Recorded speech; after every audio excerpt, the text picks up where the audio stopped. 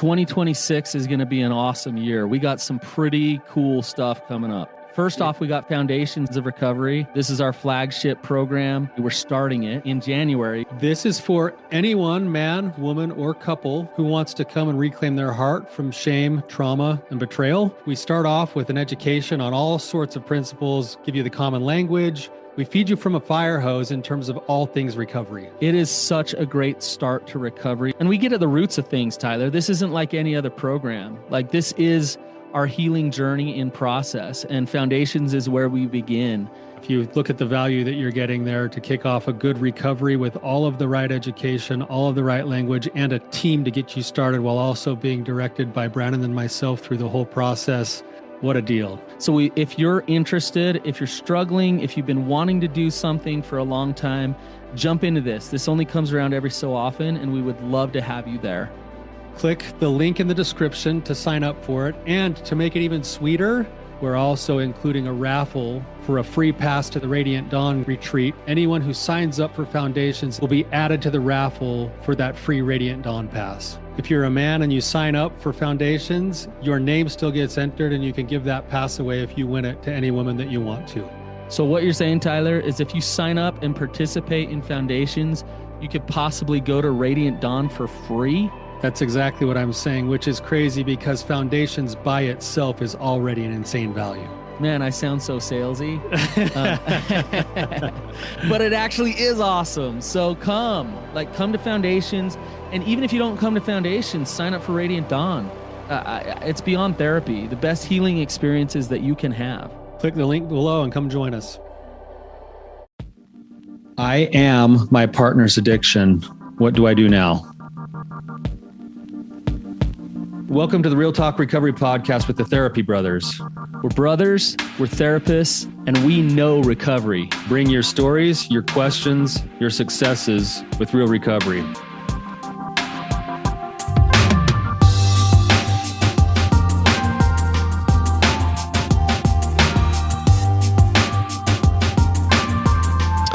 Hey, Tyler, how's it going? Good, man. You sound like you got a cold today.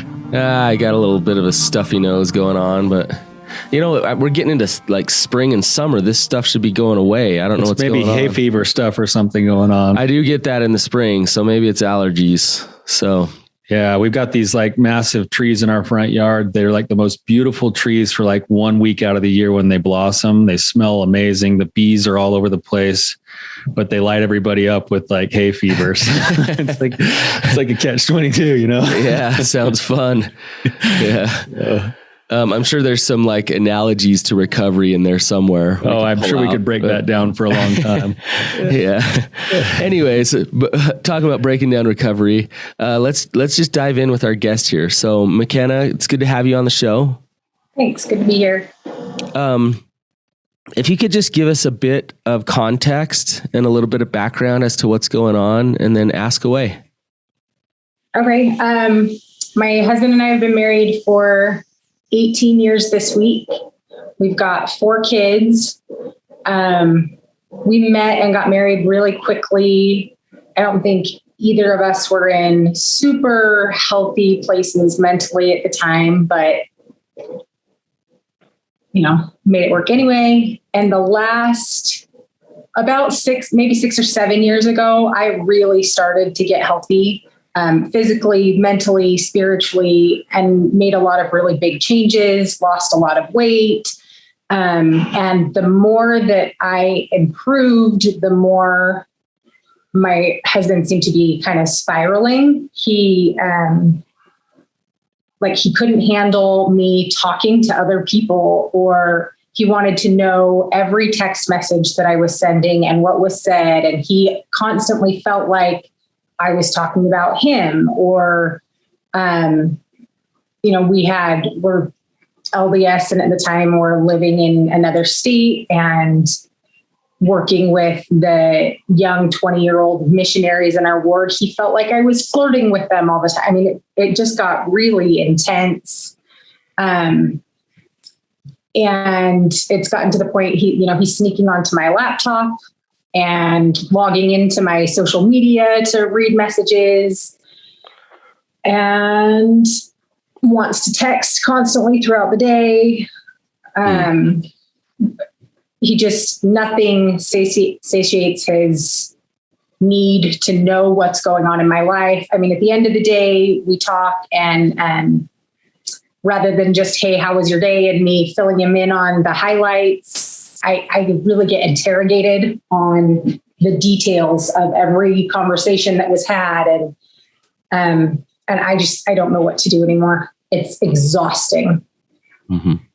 Have you guys been to therapy or anything like that? Yeah. And what's kind of transpired with therapy?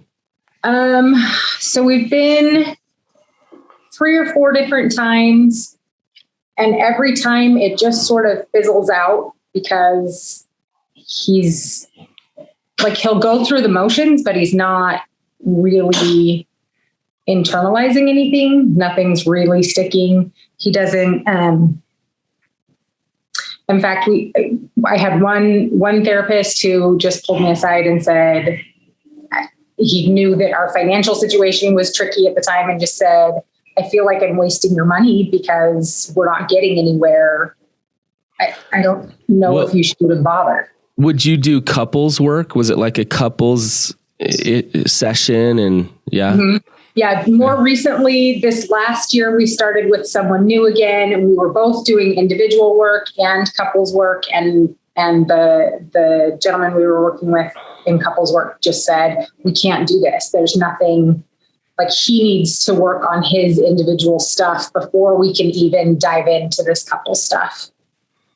Yeah. So McKenna, this pattern has just gotten worse over the last few years as you've tried to improve yourself, or has it always been there? No, it just keeps getting worse and worse. Okay. So the more that you improve yourself, the more strain there is basically on the relationship. It's almost like the better you get, the more it feels like you're pulling away from him. And so he tries to cling to it, but he's clinging to it not by getting better himself, but by trying to chase down his own safety. Yeah. Mm-hmm. Yeah. Which has driven me at this point. I mean, we're separated right now. I asked him to leave just the last couple of months. Is there other like compulsive behaviors and acting out, and then secrecy around those behaviors going on?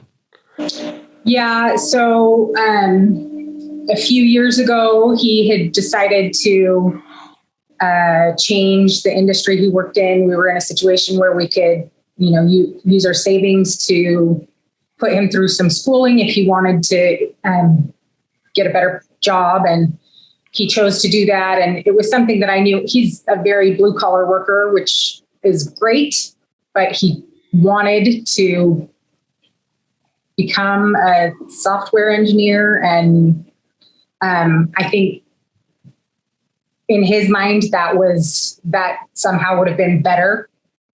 Not that it mattered to anybody else, but we invested tens of thousands of dollars in him going to this schooling. And he, at the very end of the schooling, he let me know that he had been cheating during the entire course, and like purchasing projects online and turning them in as his own. And so there was a lot of lying that had been going on then. There was just a couple of months ago when I asked him to leave, it was because I had just found out that he had been fired from his job because he was using the company credit card. He wasn't supposed to be. Lots of dishonest behavior.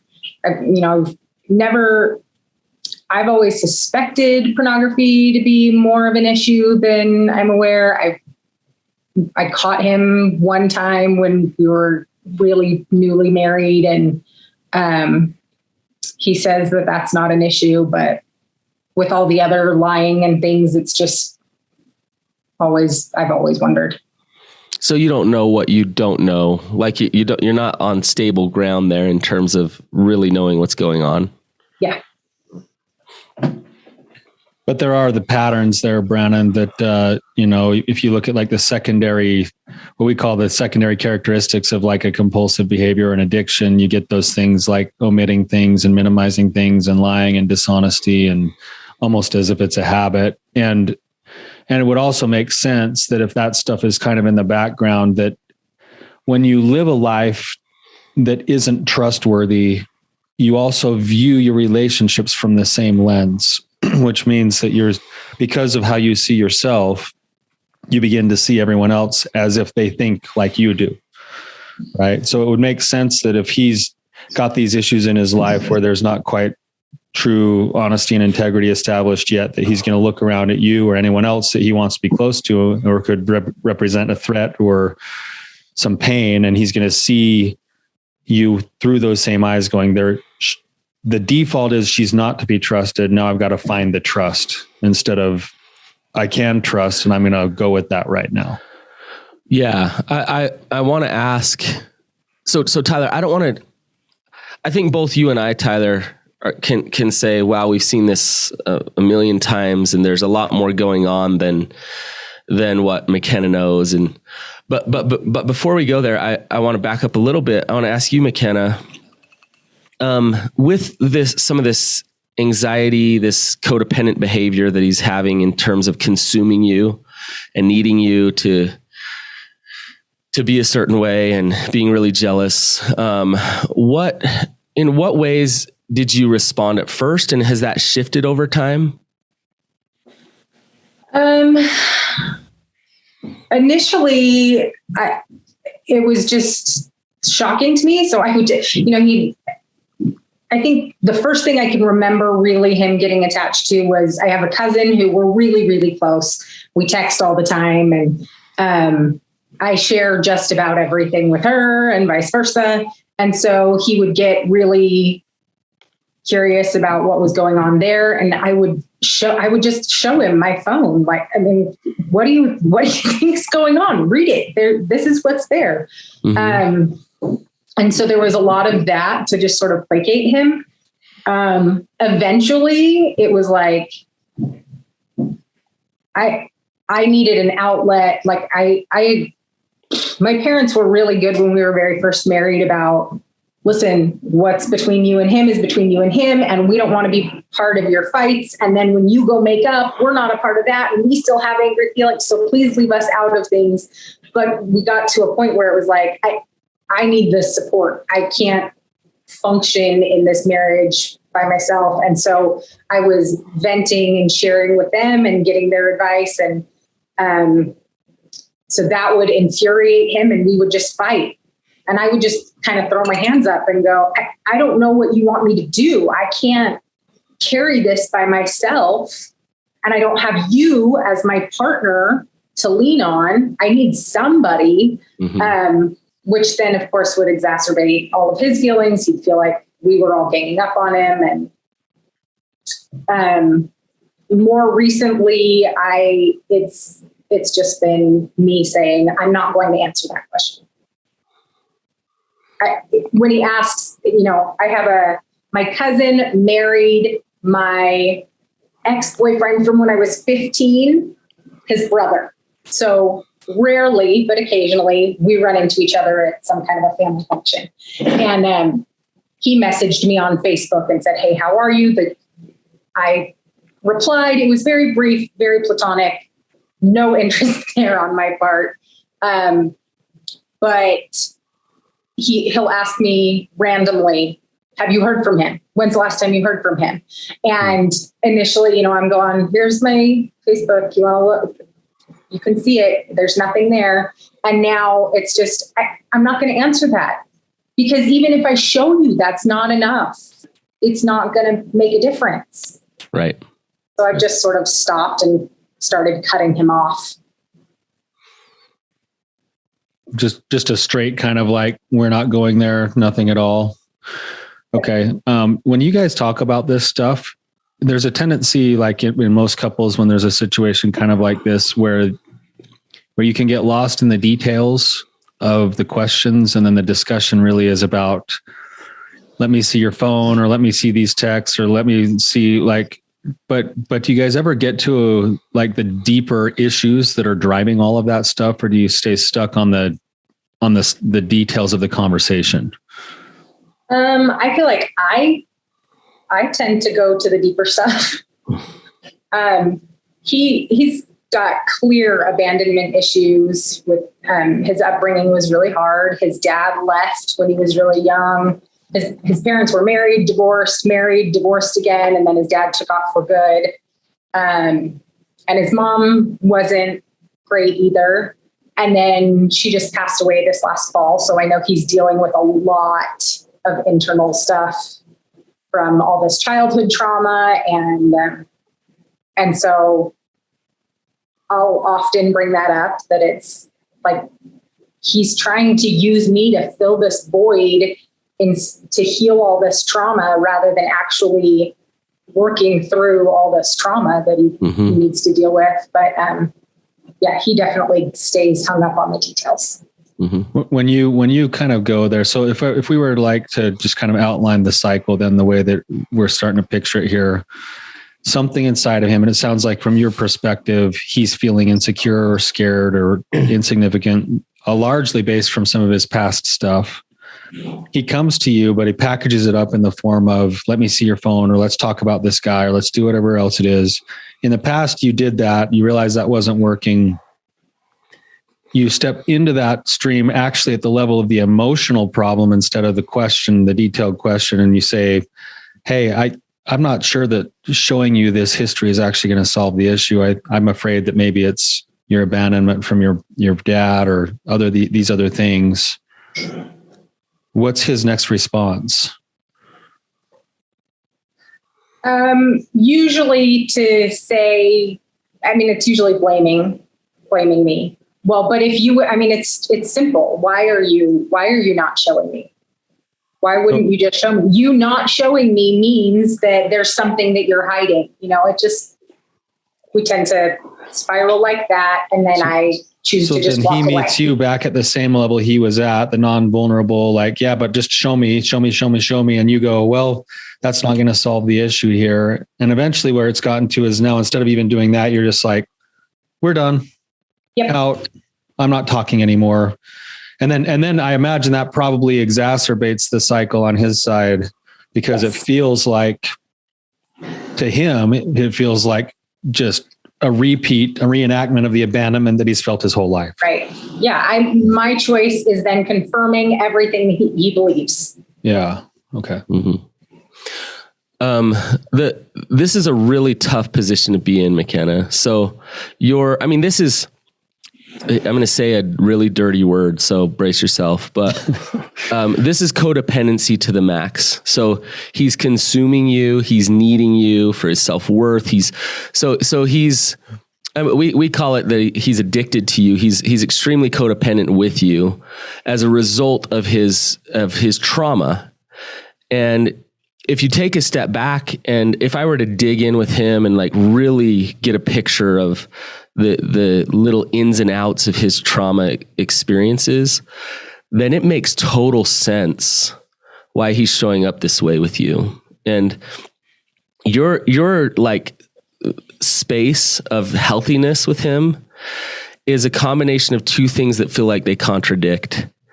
It's an increase in compassion for him and staying steady with your boundaries at the same time.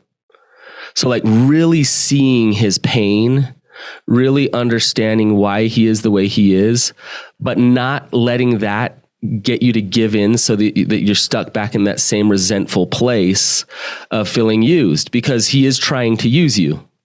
Yeah. And so it takes some real strength to be able to say, I'm not going to take personally your craziness here. Your anxiety is coming at me. I'm not going to take this personally. You can accuse me of all these things.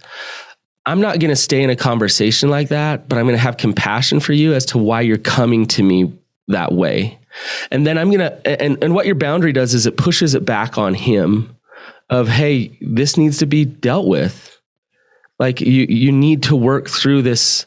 He has demons inside of him, I believe, that are raging, and they need to be dealt with. or else he'll continue to stay this way. And it might end your marriage if he's unwilling to deal with those demons. Right. But it's a tough position to be in, Mckenna. It's not fair to you. Brandon, what you're saying though, and I think this is important, is that when anyone's in a cycle like this, the tendency when you get burned out, like where you're at, Mckenna, right now, is either to just throw up your hands and be like, stay away, I'm not talking, peace out, walls up, or it's to get defensive and then fire something back about how, well, you're not trustworthy and this and that and the other. And then either way, you're in drama. Either way, at the end of the day, you don't like how you feel about how you're responding. Right. And that's the part that, Brandon, I think you're bringing up, is that's why it needs both of those things at the same time, which is, I can see you. I can even show that I see you, and I'm not the answer. So right. I'm going to have boundaries. And what we try to do with a partner who's in your situation, Mckenna, is to say, how do we make sure that you're doing the work you need to do to keep your heart compassionate? And then where are the boundaries, and what are the good responses to try to help put the ball back in your partner's court where he might be most likely to get the help that he needs, so that you can go to bed on a clear conscience and go, okay, I did the best I could to love him, and I also protected myself and my own values. Yeah. Right. It's Brené Brown's big thing. You know, what boundaries do I need to have intact to stay in my integrity and be as generous as I possibly can be toward him with my thinking, right? And so, and that's that space for you to get into. I mean, let's just be clear here. He has an attachment disorder or an anxiety disorder that's going on. And as long as you're willing to be the drug and be a part of this, then you'll actually be a part of the problem, right? And so to hear that you're separated right now, Mckenna, I'm actually thinking that's probably a good thing. Do you want divorce? What do you desire here? I've never wanted divorce, but I'm definitely at a point where I'm not feeling a lot of hope. The person that he's become, it's really hard for me to feel like I love him so deeply, but there's not like a level of partnership and respect, and I haven't felt in love with him in a really long time. And yeah, so I'm very much contemplating walking away at this point. And that's okay. That's okay. And even if you go through the divorce process, you can stay in that space of generous compassion for him and being boundaried and moving forward with being more separate from him. If you need to go down that road, if that's what God's telling you to do, that's okay, Mckenna. And that might be one of the biggest gifts that you give to him, believe it or not. I know it sounds backwards. I think it's absolutely a gift if it's paired up with that love and compassion. If it's just you getting so exhausted at the end of your rope that you just kind of say, well, I'm going to do exactly what your dad did. Boom, peace out. That's still going to be something he'll have to work with, but it's a greater gift with that idea of I see you. And what I just heard in you, I heard it in the tone of voice. I heard it in your words. You don't necessarily want to be making the choices you're making. You're making those choices because those feel like the best options given the circumstance you're in. And boy, if your husband is listening to this, I hope he can hear that. I hope he could hear that in your voice, that there's actually some real feeling there. And hopefully he could hear that as a call to action rather than some statement of shame. This is not a couple's issue. The consequences and the symptoms come out in the relationship, but this is not a couple's issue. And that's why going to couples therapy and working this out as a couple is going to be a waste of your time and money. This first and foremost needs to be an individual effort to do trauma work and healing there. Has to happen first, and then the relationship can thrive after those faulty core beliefs and that deep trauma has been healed some. And so, yeah, it's frustrating. It probably feels like you beat your head against the wall a little bit, trying to fix this in your relationship. You can't fix this in your relationship. What you can do, Mckenna, is back off and allow him to be out there kind of on his own to try to navigate fixing this, because you've got to get out of the way. Yeah. So Mckenna, I'm wondering, on your side of things, this is a hard place. This is a hard place to be for you. What are you currently doing to make sure that you're keeping your own heart intact and that you're making your decisions from as clear of a place as possible? How do you take care of yourself right now? Diet and exercise are a big, huge piece of the puzzle for me. When I'm eating well and moving my body regularly, that helps. I'm in individual therapy. And then I've got my relationship with God, and I have friends and family, and I try to stay busy. I focus on my kids. They're not getting any stability from their dad right now. So that's, one of my main priorities is to make sure that they're at least getting that from me. Is that stuff, it's obviously going to be helping. Is it doing enough for you to be able to stay clear with where you're going and what you're doing?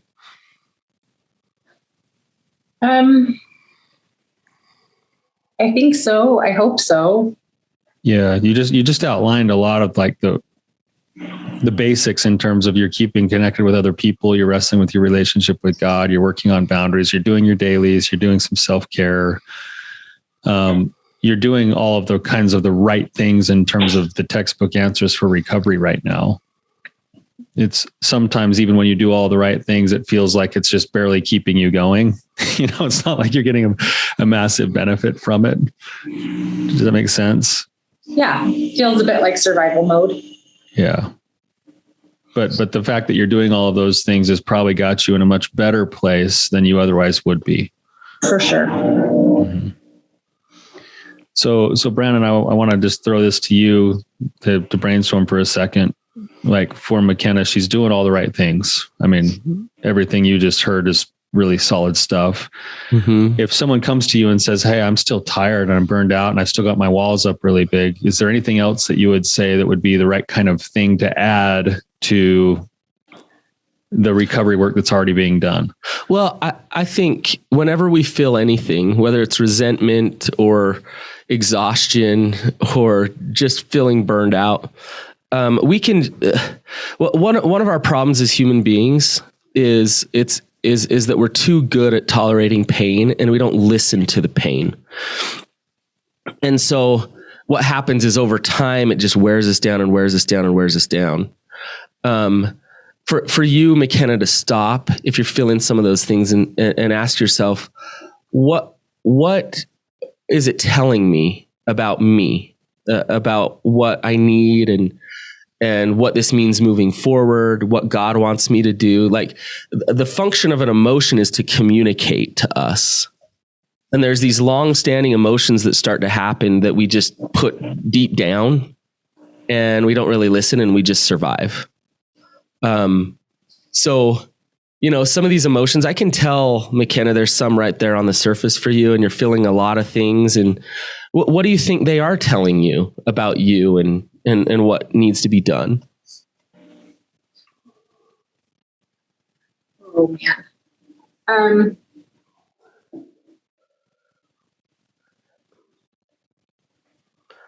I know I'm putting you on the spot. For people who can't see the video, it's almost like I can see a swirl of several things running through your brain right now. Yeah, that's accurate. I've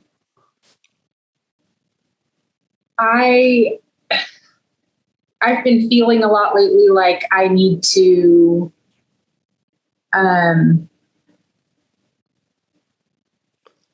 need to figure out my future, regardless of what happens between he and I. That I need to let go of him, which is really hard.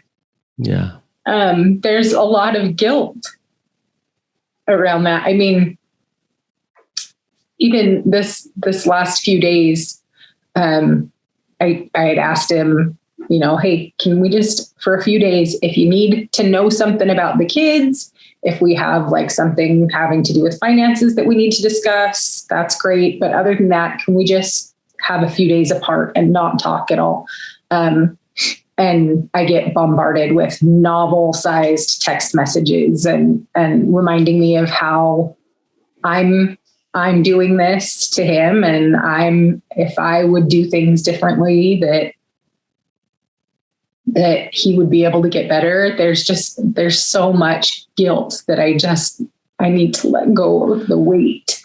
What do you do when he sends those novel-sized texts, when you've asked him already to take a break and not talk?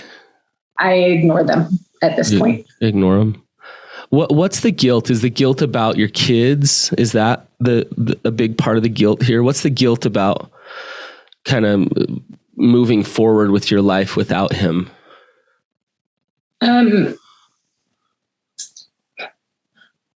He doesn't have anybody. He'll be completely alone. He doesn't have parents. He's got two brothers, but they live on welfare and church assistance in Idaho, and he doesn't have a close relationship with them. He doesn't have friends. His relationships, even with our kids, aren't great. I have my parents and my siblings and my friends, and I've got really great relationships with my kids. I have the support that I need to get through something as hard as a divorce. And he's got nothing. So you I'll be abandoning him and putting him through everything that he's afraid of. Okay. And you're feeling guilty of that because you can see that part of that in your choice, even if it's for good health, part of that will be a reality. Yeah. Okay. Does it tell you you're a bad person? Is there something legitimate to the guilt? Yeah. I'm wondering if there's maybe if I was a good wife, I would be able to do more. Or if I loved him better, I could do more. I'm wondering if Mckenna, is there another way to look at it, like completely different than down this train of thought? Because this is what I've heard, that I'm going to do the very thing that has happened to him over and over again. He's going to be completely alone.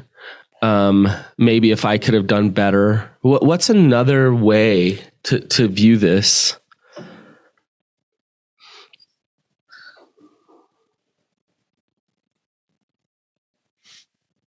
I don't know. I've been so stuck in that place for so long. I don't know how else to look at it. It's really fascinating. Michael Singer, in one of his books, he talks about a person with like a rejection wound. They're afraid they're going to get rejected. So then they get in relationships and they look for all the ways that they're getting rejected. And what it does is they start to act as if they're getting rejected, and then they create rejection in their relationship. And so it's the very thing they fear is what they create. Now this is pretty clear of what you're talking about. We're seeing it, right? In this whole, but you're latching on to this whole dynamic and process. And what I mean by that, and people listening are probably like, of course, Brandon, how could she not, right? She's married to him. But you're latching onto it, meaning you're believing that you are responsible and a real part of the process of what's happening. And maybe you're not. Maybe you're kind of collateral to what's happening. He's turned you into the drugs, so to speak, right? You have been married for 18 years. You've tried to go to couples counseling. You're here talking to us right now, and you've gotten healthy yourself and worked on what's in your control so that you can be a healthy, happy wife. And you have fought and fought and fought. And maybe like I said earlier, maybe the very thing, next step that he needs for him is to go out on his own, completely alone, to get down to that place, to do his own work. And instead of abandoning him, maybe by you having your own boundaries and being healthy, you're supporting him.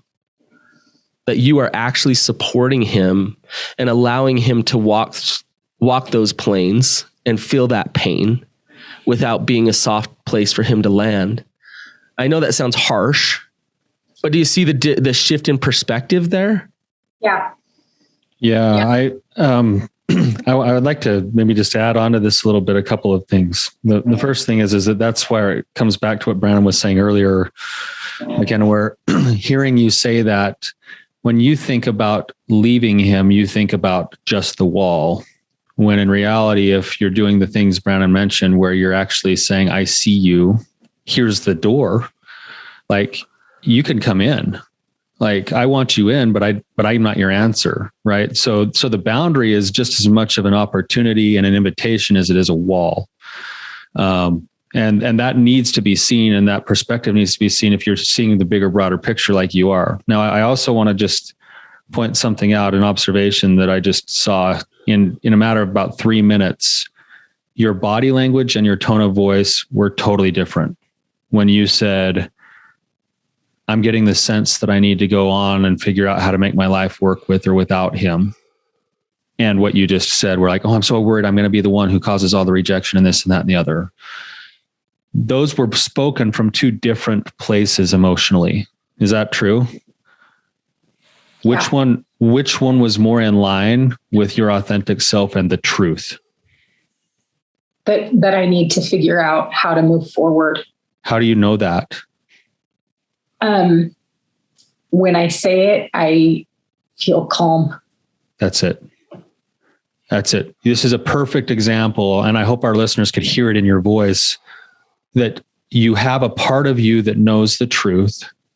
You have these other parts that are extremely painful, and they lead to all these other stories and dialogues, and because they're painful, they seem to be loud, and you want to follow those. But the work is to continually come back to peace. Like, where do I find peace? And then I need to follow through on those things. But Mckenna, and going along with what Tyler's saying, if you find that intuition and that gut feel and it feels right, even though it feels hard, I just want to warn you of something. We did an episode about a month ago where a woman had a boundary with her alcoholic husband, and he went out and drank himself to death. And we were trying to work with her to bring her back to, did you feel good about that boundary? Were you fighting for him? Did you have peace about what you were doing? And that's the hard part, right? Is for you to act in your truth and to have that peace and then surrender him over to God. Is to say, like, God's got him now. He's not alone. He might feel alone, but I'm not his God, and I can't be his God. So God's got him now, and I feel good about moving forward with a lot of compassion for him, but my boundaries as well, right? And letting go of the outcome of where he's going to land, because he's got to go through that journey and that process for him. It's the weirdest thing. It's like, I'm thinking of like that song by Passenger called Let Her Go. And it says, if you love her, you got to let her go, basically. And it's like the best shot you have for the relationship to be saved is through this path, which feels like it's actually severing the ties. Yeah. And, but what it is it's giving an opportunity now for, you guys would never be able to have the relationship that you want, because right now he's willingly putting himself in a one down position where you have to care for him and you're never going to have an equal partner, and he'll never have his self-respect. And that has to change if you guys even want to have a shot. And so what you're doing now is you're giving it a shot. This is Mckenna. This isn't easy. No, definitely not. The good news is you've already gone down the right path pretty far, like focusing on yourself, having boundaries with him. You're not starting from square one with this work. You've done a lot of the hard stuff. You can revert back though. You can revert back to the old unhealthiness if you're not careful. And so you got to stay consistent and do that over time until he realizes Mckenna's I can no longer use her that way. Like that's not an option anymore. And so you've got to stay consistent with that. Have we been helpful today, Mckenna? Did we even answer your question yet? Yeah. I think validated more the answer that I knew. Mm-hmm. Now I just wonder, okay, when do I know that I've given it everything and that it's time to call it? I think that's a good question. There's a couple of thoughts that I just insert with that as well, is that if you already have your gut telling you to continue to move forward with your life, you don't necessarily have to make the decision on the divorce to do a lot of that stuff right now.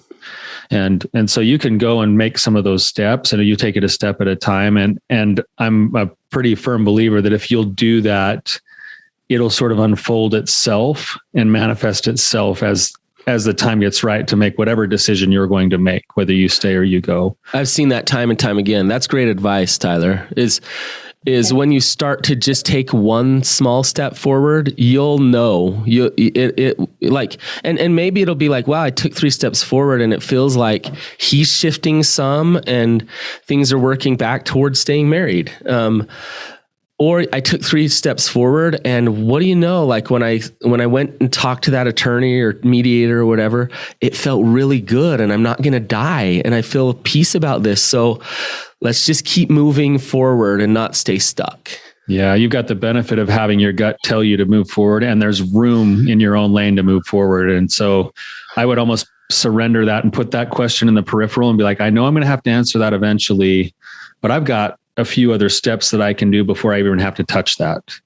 Mm-hmm. And so I'll do that. And it's just like being in the right game, when you put yourself in the right situation, you start making connections, you start meeting new people, you start learning new things. And eventually you've got a whole new perspective that you never thought you'd have.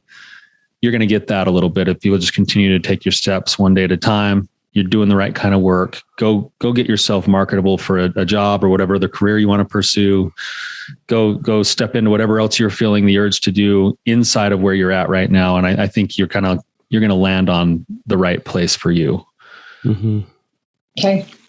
Yeah. I'd love to talk to him too. If he ever wants to come on or, because I think there's some real opportunity for some paradigm shift for him a little bit, and refocusing his own work and having some guidance in that direction. Yeah. Because I have tons of hope for his healing. I do too. He doesn't have to live in this attachment disorder his whole life.